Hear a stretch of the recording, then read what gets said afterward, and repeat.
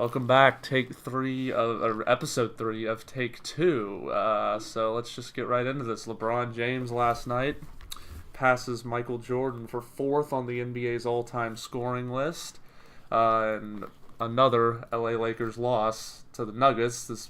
But that record-setting moment for LeBron, great thing for him.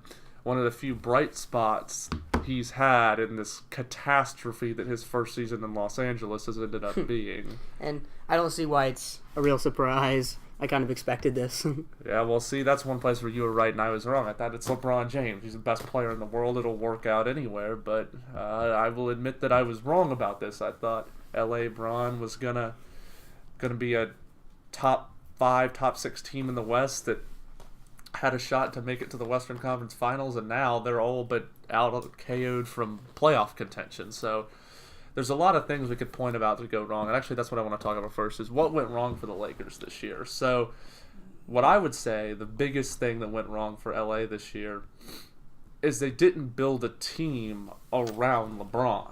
LeBron, if you look back at like the teams LeBron's had, like you and I both know, LeBron needs shooters, and that's why. Like if you look at the Miami Heat team, it was LeBron James, Dwayne Wade, and Chris Bosh, and then a bunch of three-point and they were mature players. That's why I think that 2013 Heat team, that LeBron Heat team was so good, because he didn't have to like babysit people. He didn't have to deal with young hotheads. He had Mike Miller and Shane Battier and James Jones and players who had experience in the league. All three of those guys, just good 3-and-D players. The only exception was Mario Chalmers. Mario Chalmers was the only young player on that team, and I mean Norris Cole too. But they were the only 2 players on that team who didn't have a good league experience. You could go deeper into that roster and look at Rashard Lewis, and who is a Chris Anderson, who's not a 3-and-D player, of course, but like a player. Chris Anderson's about as far away from a 3-and-D player as you can get. But just players who had experience, and even if you look at Cleveland, when he came back to Cleveland, he had what's his face? Kyle Korver. Oh, that's right. Well, that was last year. Yeah, last year. Kyle Korver, and I mean J.R. Smith. Now, that does not fall under the smart vintage, like experienced player category. Like, tell me, J.R. Smith he's a streaky shooter, but when he's hot, he's hot. Yeah, like players who can make shots. The problem is with this team is the only sort of 3-and-D player you have is Josh Hart.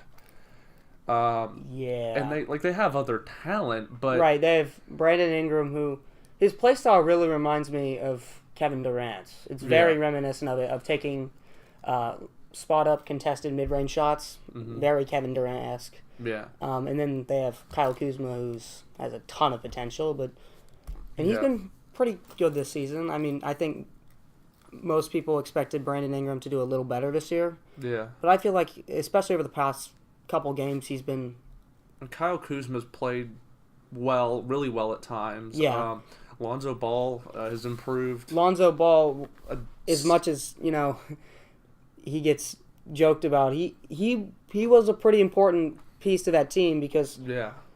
He's a classic point guard. He plays the position. Right, and he was the anchor of their defense. He's an excellent defensive player. Right. And as crazy as his dad is, and as much as that doesn't help him out, he's a solid basketball player. And I just think he needs to...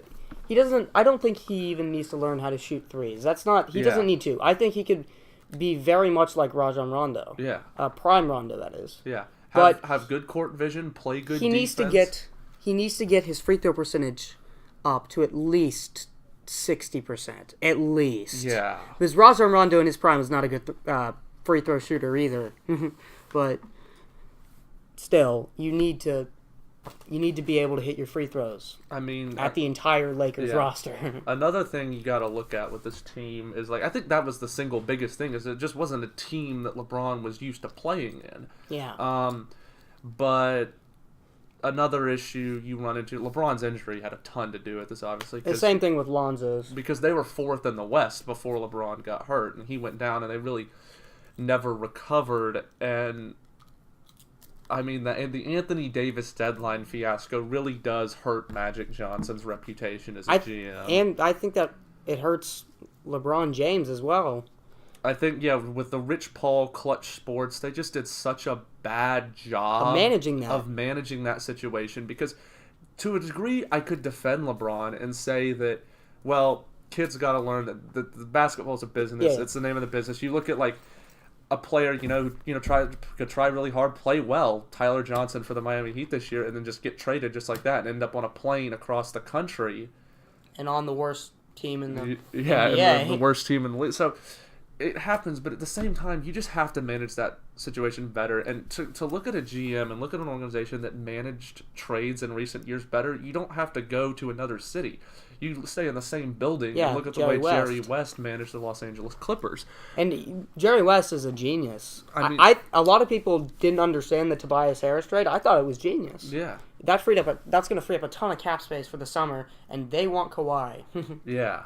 They want Kawhi. And that would be huge, because Kawhi Leonard is a great player. And like, you look at the way, like, Jerry West, even going back to years past, he was able to trade Blake Griffin, Chris Paul, and DeAndre Jordan. Those players in their primes for the Clippers were 3 superstars, and there was no noise about it. You just woke up and it was done. Right. There was no rumors. What's crazy about that is last year he didn't trade DeAndre Jordan. DeAndre Jordan's, yeah. Yeah, he signed. But Blake Griffin. He traded Blake Griffin last year. They still almost made the playoffs last year. Mm-hmm. That's what's crazy, and all they had was Lou Williams, Tobias Harris, and DeAndre Jordan. So, yeah, and like the Anthony Davis, like the Anthony Davis fiasco, and I get that a lot of that probably had to do with the Pelicans were leaking stuff. It's like, if you're going to get our best player, we're going to pull you down with us. But at the same time, people are people, and it doesn't matter how professional you try to be. If you show up to work every day knowing that your teammate and your general manager tried to get rid of you, right? Like, what regardless of what happened, what Magic should have said is, what LeBron should have said is, hey, I'm not going to comment on other players right now. We like our team. We have a good team, and I think we can go places with our team. Not this whole, well, we're trying, like, and being so open about it. And it's the same thing, I think, with Luke Walton. Luke Walton's going to get a lot of unnecessary blame for this. And if you can take Luke Walton as it is, you can dislike him, say he's a bad coach, but imagine how Luke Walton feels throughout this entire year, because it has been very public that LeBron James wants him gone. Yeah. Well, it's just like, how do you coach that basketball team? Like, with all that noise, and you're Luke Walton. Luke Walton's a relatively young coach. He was an assistant for Golden State, coached them when Steve Kerr was out with back surgery. But even you think about coaching, Steve Kerr took a night. There was a time last year, I think it was, where Steve Kerr just took the night off from coaching and just let the team play with no coach. Because they just can, because they're that much better. They have that much talent. Right. And like Luke Walton, like, he's a smart coach. I think he's a good coach. He's going to land on his feet after he loses this job, because he's not going to stay around in LA after this. The big criticism of Luke Walton recently has been his rotations, and I don't really think that's entirely on him. Yeah, because it's just... I mean, yes, it is partially on him, because you have sometimes the players playing really well in the first half, and they won't get any minutes in the second half, and it's weird. But I think a lot of it just has to do with that roster is so weird. Like, I was sitting there in free agency, and so were you. Like, what are they doing? Yeah. Like, some of the signings made no sense. Getting rid of Zubac was not a good call. No. I do want to switch to this real quick. LeBron passing MJ last night. It is remarkable, and just what he's accomplished in his NBA career, the longevity. He's been able to play 16 years, still a great player. This year there has been some drop off, but I think it's a good time to examine like where LeBron stands, just all time as a player, and in my eyes, I don't think he can ever be considered better than Michael Jordan, just because of what Michael Jordan's success. And Michael Jordan, if you look at it, where he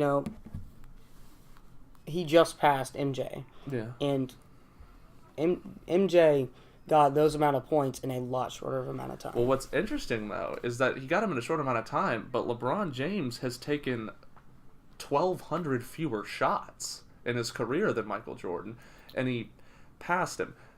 But there's a lot that has to go into that. I know.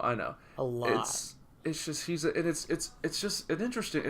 GOAT debate in basketball is gonna go on. If you really want to get into that, there's a ton of things actually that delve down in that. Yeah, But there's like in I'm just saying like for LeBron's we can have a whole episode on arguing on who's better, LeBron or MJ. But like you just look at LeBron James, he really did. You know, he's one of the first players I think that like you see the result of someone who just made everything about basketball. Like everything for him has been about basketball. Like all of his physical training, all the personal trainers, all the workouts, all the practice, it's all been put into making him, who I would say he's the most talented player of all time, and to just capitalizing on his talents and making him as great as he is. Yeah, I'm fine with that. He probably is the most talented. He's the most gifted. He was born with, the perfect basketball body. Yeah. But he's definitely not the most skilled. No, That's no, where I don't he think lacks. I don't think he's the most skilled. I mean, there's plenty of players you could say who are more skilled than LeBron James. One of them being Michael Jordan. Michael Jordan. Michael Jordan had incredible footwork. Michael Jordan Jordan, was- Larry Bird, the two players that I would say you could just off the top of the head who are more skilled all around than LeBron, but LeBron's talent carries him so far. Right, and it definitely does. Why don't we do this to close the podcast because it's fun? Why don't we because it's just a fun thing to do. Let's do our top 10 NBA players of all time. Really? Yep. Off the top of my head? All right. I can go first if you want. You go first. While you're doing yours, I'm gonna be writing mine. Okay. Because I thought about this earlier today. And if you say something stupid, I am going to call you out on it. You please do. Number one is Michael Jordan. I mean, you can't. What I just said about LeBron, he dedicated his whole life to basketball. Michael Jordan he drank, he smoked, he gambled with the mafia. Yes, he did. He retired, he played baseball, he came back, and he still, at age 40, was one of the best players in the league. Like, Michael Jordan was just able to make it. So Michael Jordan, for me, 6-0 in the finals, all the accolades, has to be number one. Number two, I have to go with LeBron James. Most talented player of all time. He's gonna blow so many people away as far as individual stats are concerned. Just what he's been able to do. I think one of his more impressive feats was getting the Cavs to the finals last year. Yeah. Because that was a team where he really didn't have anyone else. Except for Kevin Love. Yeah, but just someone. Just to be as athletically gifted as LeBron is. Three, so the next few, you could interchange. Number 3, I go with Magic Johnson just because I think he's the best passer of all time. Best point guard of all time. Best point guard of all time. And an elite inside scorer as well. Number 4, Larry Bird. I think Larry Bird's actually really underappreciated in nowadays. basketball He definitely is. Conversations. He was an incredibly skilled player for someone who wasn't super athletic. Not at all. Have a lot of athletic. And he was so injury prone, and he still had the incredible career that he did. Yeah, so I put Larry Bird at 4 because he was able to, go toe to toe with Magic Johnson and win all those titles in the 80s. 5, I'll try to speed this up. Kareem Abdul-Jabbar, all-time point scoring leader, had an unblockable shot. It's hard to, it's close between him and those other two, but. I mean, that's just the order I'm going to put it in. 6, I go with Wilt Chamberlain, strongest player of all time, possibly the most dominant player of all time. The one knock, and I know we've argued about this before, is that I would argue that his competition wasn't as substantial as some of the guys now, but still, all-time great player, super dominant. 7, Bill Russell, 11 rings. I put him below Wilt because even though Bill Russell's team won more of the shares of the championship in both of their primes, Wilt Chamberlain was the better player. That is true. But Bill Russell was the better leader. Yeah, Bill Russell had more success. And 8, Bill Russell's one of the best teammates ever. Yeah. 8, I've got to go with Shaq. Late 90s, early 2000s. He was just so dominant, so strong. One of the best centers of all time. Just he got it's not the perfect basketball body, but it might be the perfect center body. So just to be as big and as powerful as he was in the post, I got to put him at 8. 9, Tim Duncan, just because one of the more perfect, just like the perfect teammate, really. Right. You look at Tim Duncan, like he was just there when he needed. He's one of the most fundamentally sound players ever. That's why his nickname is the Big Fundamentals. And then 10, I'll close it out with, and I might get flack for this, but I put Kobe down at 10, just because Kobe Bryant's an elite, like he's an elite scorer and he's an all-time great player. And I don't really have any major knocks on his game other than that he was selfish at times. And that he wasn't the greatest teammate. But you could also say that at times about Michael Jordan. Oh, yeah, Michael Jordan. Kobe and Michael are very similar players, but I think when you look at the total body of work of the people who I'm putting above Kobe, it makes a degree of sense.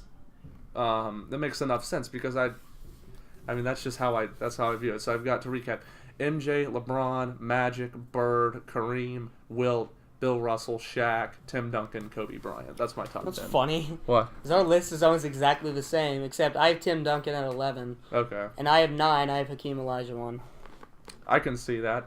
For me, I'm flip flopping on Tim Duncan, Kobe, and Hakeem because Tim Duncan and Kobe have way more accolades Than Hakeem, but Hakeem was the most like he dominated pretty much everybody in his time. He dominated David Robinson. He dominated the very young Shaquille O'Neal. Yeah. And he took that Rockets team to a title twice. I mean, the second time he had Clyde Drexler, but they were the 6th seed. Yeah, so I mean I would say he's the most complete center of all time. Yeah, and as far as like being able to do everything. Right, and all-time blocks leader, just an amazing defender, and he has one of the most iconic moves ever in basketball, the Dream Shake. Yeah.